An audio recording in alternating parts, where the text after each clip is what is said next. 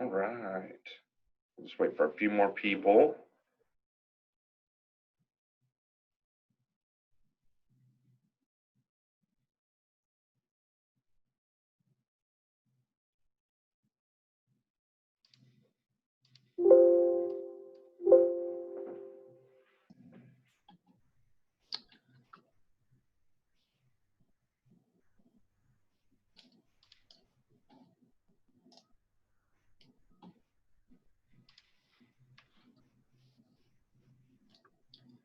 We good to go, Eli? Yes. We'll go ahead and get started. And you're recording, right? So if we need to go back. Yep. And then can everybody see my screen? I don't see anything. Okay, I'm getting ready to share it. All right, yeah, we will go ahead.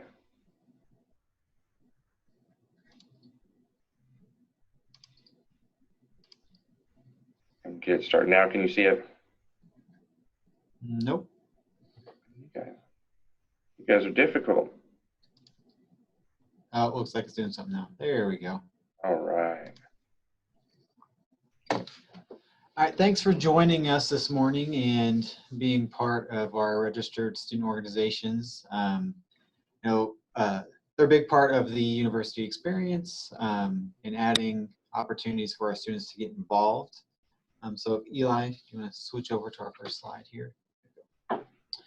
And so our role as the office is to be a support mechanism. We don't oversee your general operation. We're just here to make sure university policies are followed and then help with guidance on any events or any club issues, that type of thing. So the organizations are formed by students or an academic department. Membership is made up of MSSU students unless, and they need to be open to anyone unless it's like a departmental regulation, a honor society, that type of thing. So if you have any questions about that,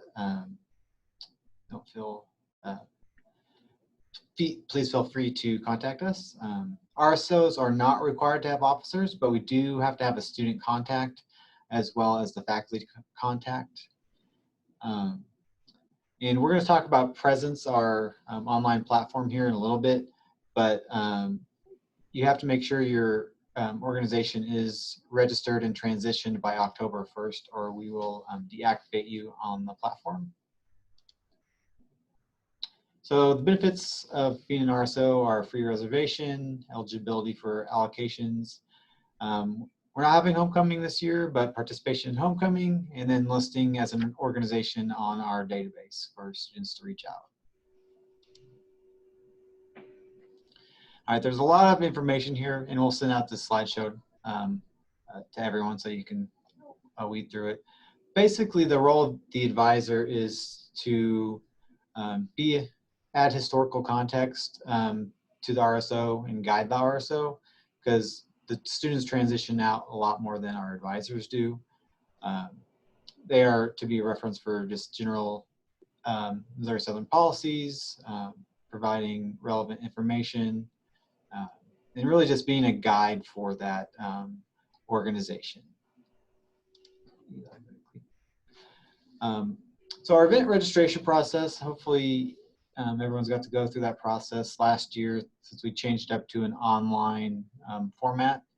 And we'll go over this here at the end. We're going to switch over to a little short presence overview. But all events are submitted online through our Presence platform.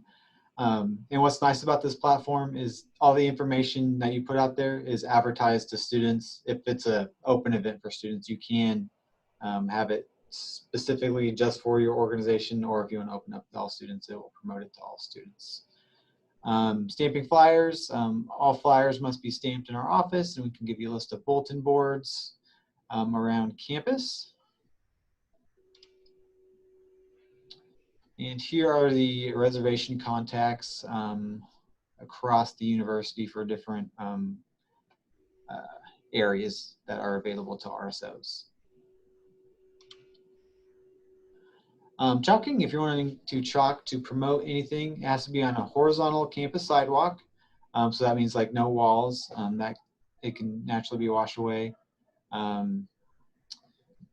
Chalking should be no more than 3 days prior to event. Content must be clean and non-discriminatory. And just touch base with our office if you're going to do any chalking. All right, this is a common question. So our catering is with Fresh Ideas. They have a contract that anything on campus must go through Fresh Ideas, unless it's 100% donated and you received prior approval from Fresh Ideas. We do have a, I'm like, what's the form called, Eli? The food donation waiver. Yeah, we have a food donation waiver. So if you have food donated, they still have to sign off on it, so you can get with them on that. Amanda Brand is the director of catering. She does a great job, and so she's more than happy to help you on that. Movies and films, another common question. No films can be shown in a university venue without the proper legal documentation of obtainment and permission for that specific film. So basically, when you get a DVD from Walmart or whatever, that's for in-home viewing only. So we can get a big fine if we try to show that in a public platform. So I work with multiple companies on how to obtain rights. Depending on the film, they can be pretty pricey. Sometimes more academic films, you can have, they may have public domain rights or something like that. So. Fundraising is allowed by for all organizations. With fundraising, please fill out the campus event form, because many times we get asked, I heard about this fundraiser, they're selling such and such, but I haven't seen it recently.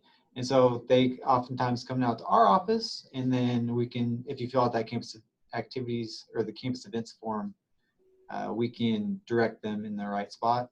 Also with fundraising, if you have an on-campus account and want to have like a credit card swiper for fundraising, you can get with the Bursar's office. Contact me and I'll give you that information, and they can connect you with a swiper. If you have an off-campus account, then you're free to use PayPal or Square or any of those platforms out there. Student Senate allocations, RSOs are eligible for student Senate allocations. Appropriation forms are still paper, and they're available in the Student Affairs office. RSOs can monitor academic achievement based on self-reporting. It is recommended that a 2.0 GPA be considered for members and a 2.5 for officers. If there's any questions along the way, please do not hesitate to ask. So affiliations and associations, to use any Missouri Southern logos or anything on your printed documents or anything you publicize, you must get authorization from University Relations and Marketing. The university's name is not to be used on financial accounts, and the university does not assume any financial or legal responsibilities for RSOs. All right, there are several of these slides about social media tips and guidelines, so I'm just going to kind of give a brief overview of best practices, and then you can read through it when we send out this slide deck to everybody. But you go back, Eli. Yeah. Sorry, I was going to touch on a couple things. So account administrators should represent the student organization in a positive light. I recommend having multiple people as administrators on the account, especially you have the advisor on there as well. It's better to delete a social media account than leave a social media account inactive.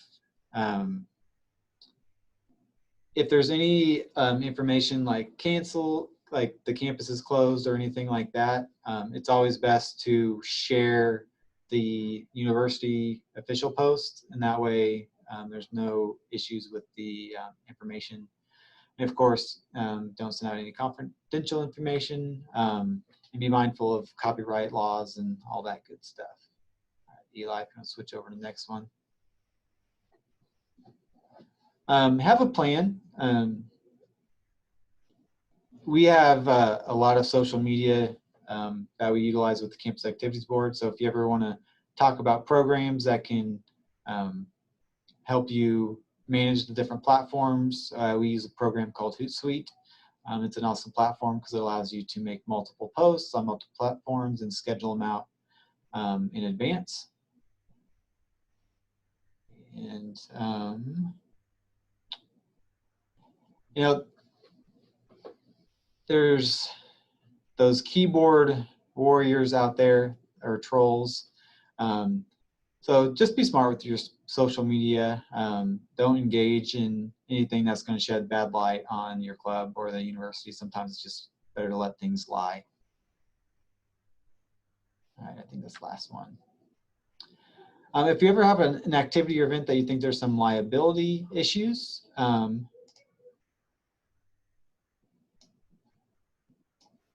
if you think there's some liability issues, reach out. We have liability forms. Teresa, I just saw some things pop up in the chat, so we'll go ahead and talk about those. So clubs are eligible for up to $1,000 in appropriations from Student Senate per semester, and that's, again, up to the Student Senate. And Eli, the other question Teresa had was, do you have a manual or instructions for presence? We just make sure we'll touch on that when we get to presence at the end. Absolutely. Yep. We do also have a travel code of conduct. Obviously, we're not going to be doing much traveling this year, but that's available once we can get going again.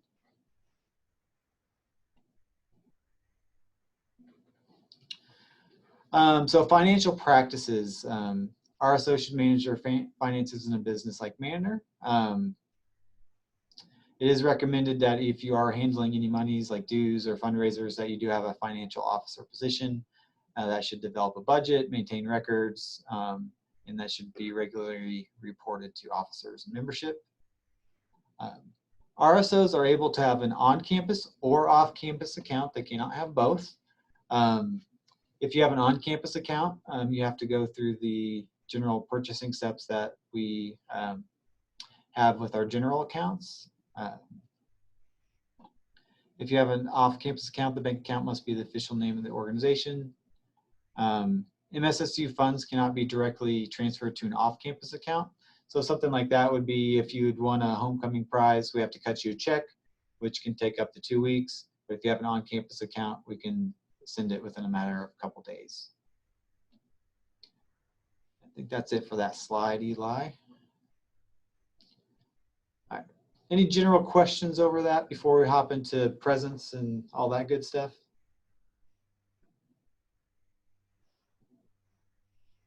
All right, Eli, do you want to switch over to presence and we'll go over that? Yeah, let me get this situated over here.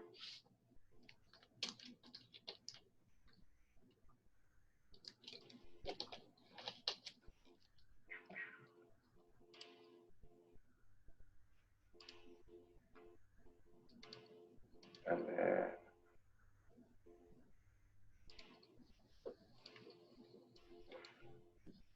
all right. Can everybody see the Moso Connect screen? Yep. Okay. So this is our new online platform called Presence. And this is something that the Student Activities Office invested in last fall to kind of help your organizations and our office collaboratively work together in a more of an efficient manner and kind of meet the students where they are a little bit. Oftentimes, as you guys know, we have commuter students that come to class, they go to home, they go to work kind of thing. And so it's really difficult for them to come by and get paperwork all the time and then meet you guys in your offices because we all know we're all busy and we're on every committee. So this is the platform, mssu.presence.io. Every single person on this campus that is affiliated, whether they are an enrolled student, faculty, or staff member, has automatically had an account created through them because this ties into Banner. And so anytime if a student graduates, if a faculty member retires, if a staff member is fired, anything of the sort, they are automatically pulled from this server within 24 hours. So if you have a roster of student organization with all of your members on it, you will see your current list of members, and then if a student leaves or withdraws or anything like that, they're automatically pulled. So this is the main hub that you will see that kind of goes into detail. And we have, and it'll show like the memberships that you're a part of.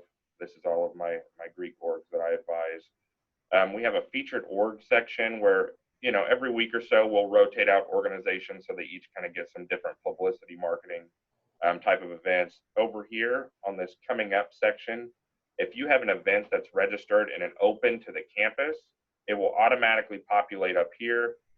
So far, we've had a lot of CAD movies and then rec center scans that they use for their rec office to get analytics. We're currently working on experience types.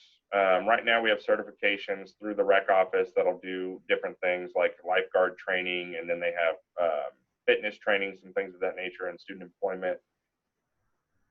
And then down here, we have an app in our app store. It's called Moso Connect. And if students download this app, they can see all of the events that are they're upcoming, that are scrolling through. They can search the different types and things of that nature.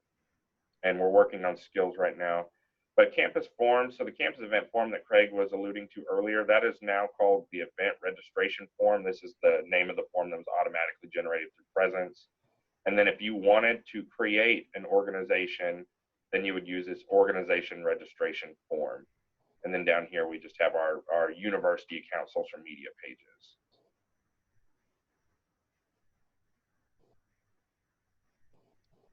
Next, once you log in using your MSSU credentials, the same thing that you use for Lionnet, Blackboard, same thing for students, et cetera, and so on, you will pop up to your personalized dashboard. And yes, they're saying Lucas instead of Eli, but that's fine. I won't hold it against them. Hey, Eli, do you want to hop back to that original screen and show them where to log in at? Oh, yep. So right here, you just click login, and then it'll pop you over. And mine's already logged in, so it'll kick over. But it'll pop you up to essentially like the Lionnet login with the green back screen that you just do your login information and things of that nature. And so once you're on this dashboard, this over here is your main hub for everything that you will need to utilize in Presence. And as advisors and club reps, the main things you'll have to focus on are the top 4. And down here, it'll show you some analytics pieces and things of that nature that I'll go into detail in just a moment. But once you get in the dashboard and things, you can come over to view your analytics of your organizations. So I have this calculated down to campus activities board right now. And this is one of the big pushes that we use because we all want data. We want to know what our members are doing all the time, where they're at, and if they're having a good time or not, what events are working and what aren't. So we have this just set up since the start of the semester when we've been holding events. It'll show you exactly what events are and the attendance and things of that nature. It shows us our popular locations. So we know that the Lion's Den is popular with our bingos and just our giveaways and things like that. And all of these, so these are all of our top events. You know, if we have trivias, if we have kind of like Survivor Night or our movies or our bingos and stuff. And then we can look down here. This is important to see, you know, how many freshmen we have coming to our events, sophomores, juniors, seniors, if they're dorm students, just their type of enrollment, and, you know, if they're a part of athletics. And you can narrow this down to anything that you really want to customize for. It's kind of the dealer's choice. Continuing on, so the main thing that you guys are going to be utilizing a lot are the events and then the organization's hub. And so whenever you go to create some sort of event for your organization, whether it's just a meeting or you have you want to set up a book drive in the Lion's Den, or if you want to host some kind of paint night on the Oval or things like that, you'll come to this events section. And it'll populate to this page. And if you want to create a new event, you click this plus sign at the top right-hand side. And this is essentially our campus event form that we've just moved online. So you will just go through the process and start filling things out. You will select which organization, and typically if you're only in one organization, I just have administrative rights, so it'll populate everything, but I'll pick on CAB. You just type out the event so our office knows what's going on. Obviously, you'll want to be more detailed than that, so everybody, your members included, will know what's going on. You don't have to select one of these, but if you're doing a fundraising event, it's always nice to populate and just select this fundraising option. Anything with the red asterisk is important because that's information that the organization needs, our office needs, and then the members need. So you'll just specify your date and end time, your location, and this is the contact information. Typically, we like the club reps or the presidents to fill this out just so we know who to contact. So if they have an event on the Oval and we need to make sure that they have the necessary tables and chairs, or that they've contacted the right departments or anything like that, we will use this little section right here to make sure we know who we're dealing with. Some organizations with the online movement to Zoom or things of that nature will use an RSVP link, and all you got to do is just copy and paste that in here. If you have any kind of organization GIF or any kind of fun event that you would like to upload for just your quick event, you can find through here all of your images, upload it. What we've learned in Presence is that if there is a fun, enticing GIF or image, that if you're having paint on the Oval or something and you upload an artsy photo, people are more apt to click on it instead of just the generic MSSU lion head logo, obviously. Hey, Eli, you want to go back to that and show them the search function too? Oh, yeah. So Presence has populated generic photos in here. So if we wanted to look up party, we have little random logos that we can just click and it automatically populates for that photo. And for tags, so we have created a list of different events or different tags and keywords that if a student was to search something, it would automatically populate in their events section. So if it's just a SAO event or a Res Life Cup event, or if there's an outdoor event, or if it's homecoming, group fitness, if everybody wants to do a Zumba class, or if you're going to have food at your event that's registered through Fresh Ideas, then we'll kind of see that, you know, if you guys are having a pizza party, if it's communication diversity, I mean, anything. And feel free to let us know if there's any tags that you would like us to incorporate. These are just the ones that our office and Presence have kind of generically created for whatever it is that we think that would be kind of relevant to the students. And as you come down here, and I'll show this in greater detail in a moment, but we have the ability in Presence to track service hours.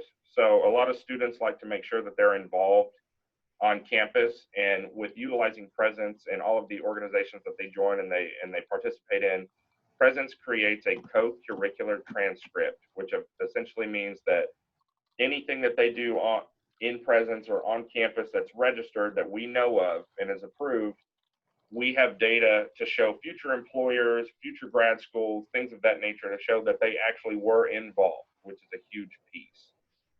But if we wanted to track service hours, because certain orgs require certain hours for membership, things of that nature, they need to make sure they complete a designated amount of time.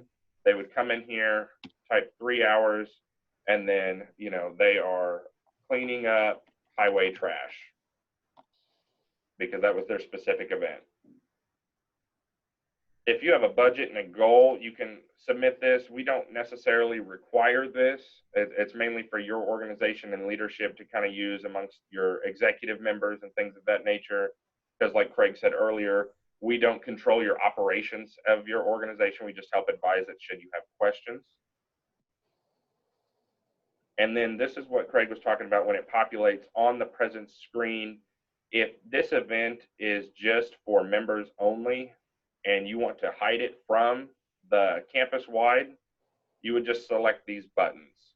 Mainly this button to hide it from everybody, and then if you only want your members to check in for meetings, or if you have some sort of event that only allows X amount of people, especially with COVID, it'll populate with members check in. And then if you have any notes or things that you want our office to know, or your club rep or you to know, or things of that nature, because any event that a president or a club rep submits automatically populates to the advisor that we have on file. And I'll show you your guys' rosters in just one moment so you can kind of get a further idea of what I'm talking about in just a moment.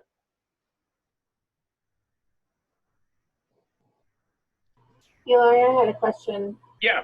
So that's for, we could set this up for all of our meetings and it could be a reoccurring event. Does this allow you to do reoccurring? Yes. So once you create your initial event in here, there will be an option to, it'll populate up and it'll say, you know, reoccurring. There's a way that we'll set the form, and we have set the form up on the back end that you just have to initially redo it. That's why Rec Center has 5,000 events on their end in their department. And I can show you guys how to do that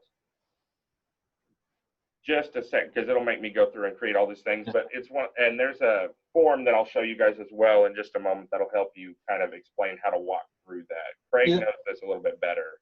Eli, so to do a recurring event, you just have to copy it each time and then change your dates and times, unless there's another way I'm not aware of. There is on a form, like for meetings and stuff, and I'll have to dig deep through here really quick, and then I can send you how to do it on the back end. Another important helpful tip that's always helped me is down here in the settings app. This will show you, it'll like all of the highlights that they've been doing and things of that nature that Presence has updated and changed. A lot of them are really beneficial. But also in the support section, they have different kind of walkthroughs on how to create things. So for example, forms, duplicating forms is the big one, and just understanding basic fields, form settings. And then if you need help managing your organization and your event registration, kind of this shows you how to use the forms and how to view accessibility and availability, and then how to register your organization.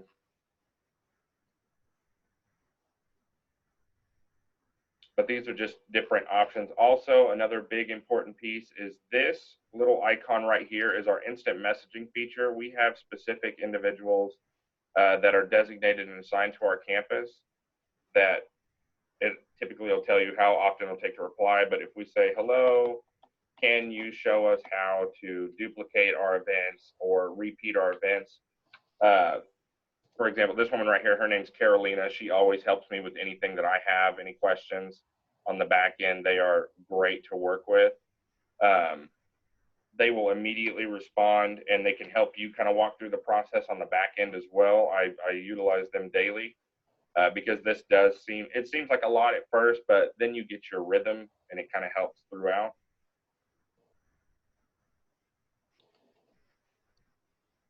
Eli, can you go back over to the event form? Shante wanted to see the opportunities to earn expanded. So this is the skill that we're still working on our back end. So there's different skill. Let me see if I've got it on the front here.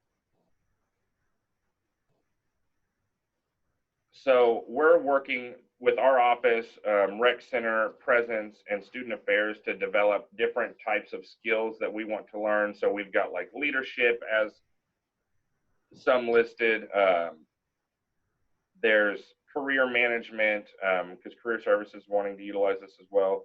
There's different types of skills that we're still creating, that just populating as we go. We're trying to use Bloom's taxonomy, to help kind of facilitate, because we want our students to learn and develop skills as well. And so I think we have leadership, communication, career management, and just a couple more that, as we're trying to work through this right now, kind of COVID kind of flipped us on our head like everybody else did for you. But that's essentially where, if you have an event that you are doing an executive officer leadership training seminar or something like that, that you would like for them to follow up under the leadership skill, there's different levels that they would have essentially obtained different kind of skill certifications or skill population pieces that would again go to their co-curricular transcript and then kind of help navigate as we develop our students, if that makes sense. Yeah, and I'll touch on that as well. This is kind of a baseline we're putting together, and as we get ours up and running, we will be reaching out to different areas across campus to see if they have anything they want to add for our students. So it's definitely a fluid area that we're happy to talk about adding different areas that students can really highlight what they're doing outside of the classroom. So moving on, in your specific organization, if you were to click on your organizations tab, yours would populate up with just your specific organization. You have the ability to search your organization. So again, I'm going to pick on Campus Activities Board. The big piece for the student organization management is so we get to see, and you as well in your individual hubs get to see your organization. This is the details of the event, the main things that we highlight on the main hub page, where if a student was to search your organization, is your meeting locations, your meeting times, and then who the advisor is, as well as the student rep. We've blocked out their phone number. Typically, it's just their email. If they want to put their phone number, they can. It's not required. And then they'll know their social media outlets, so people can follow you and search you on that end. It'll also show the events that you create for your organization, the dates and times, where they're located at as you fill out that event registration form. And a lot of you have probably received emails that say, for, you know, your organization needs to transition or you need to update your organization. How you facilitate that is, one, editing the details of your event and your organization if necessary, but mainly your roster. So your roster is where it shows all of your student orgs. We do require that you have a president. It's listed as a president. It could be your club rep, however you want to phrase it. But in presence, they have it listed as president. And so this shows all of your students, and this shows your general membership. And so if you wanted to add a member to your organization, you can search them by name or by the first part of their email. So I know, for example, that we had a student come to our event yesterday that said he was wanting to join. His name is Chandler. We can immediately add him in. There's other opportunities to import members, and Craig can talk about the importing the members with Excel. Yeah, if you click on, basically it'll just look for the highlighted field, so name, email. And so if you have a Excel with just their name and email, you can upload it that way, and just open it, and it automatically detect your members. Also, if you have, and how you edit membership for advisors, or if you're wanting to know or how to add, like for their position, you would click on the little pencil icon on the right, and it would pop up their name, and then you can scroll down. If your president graduated, or if you're trying to replace a new president, you would just click president, save it, and then they would automatically populate up to the top here.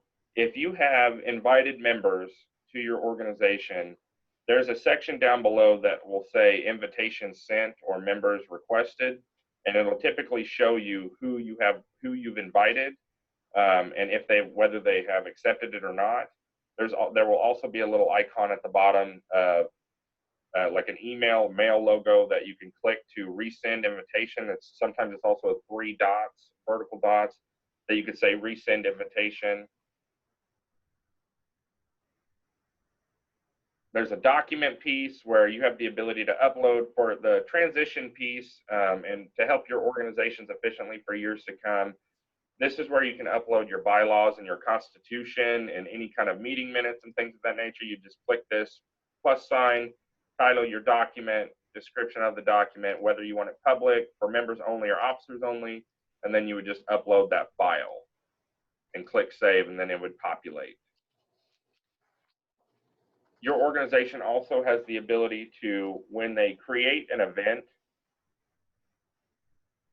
and say they wanted to figure out what event students of your organization were interested in, or what activities they wanted to do.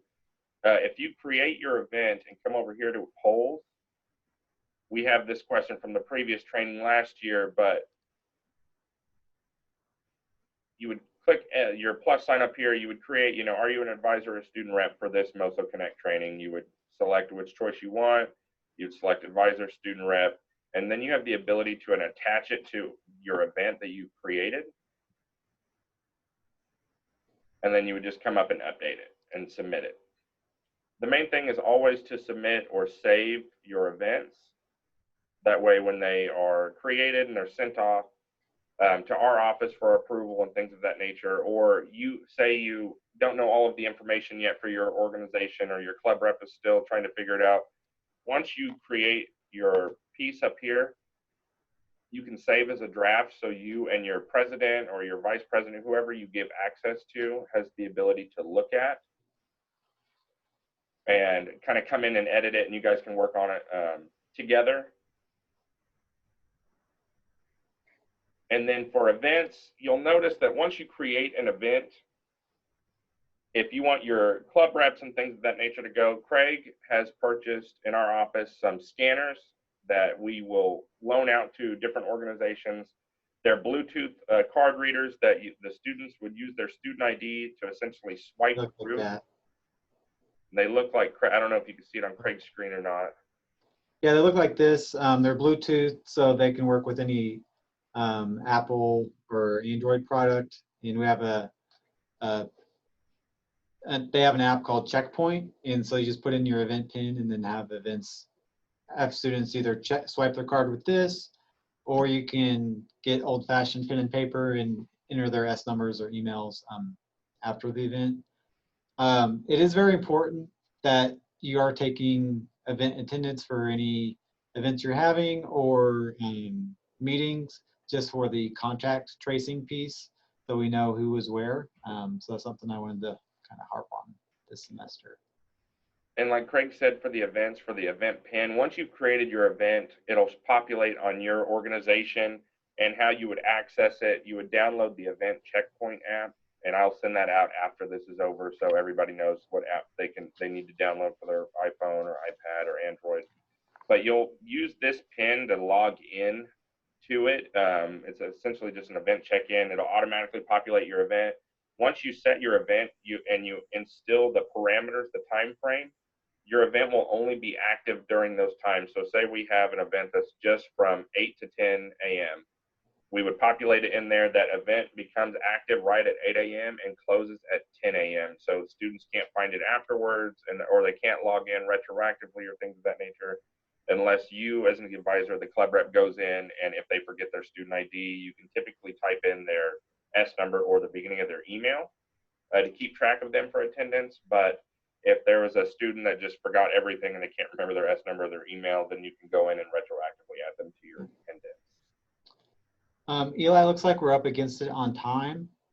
So I just want to finish up by, this is a brief overview of the software, so get around and play with it. If you have any questions, Eli or myself will be happy to walk across campus and walk you through anything.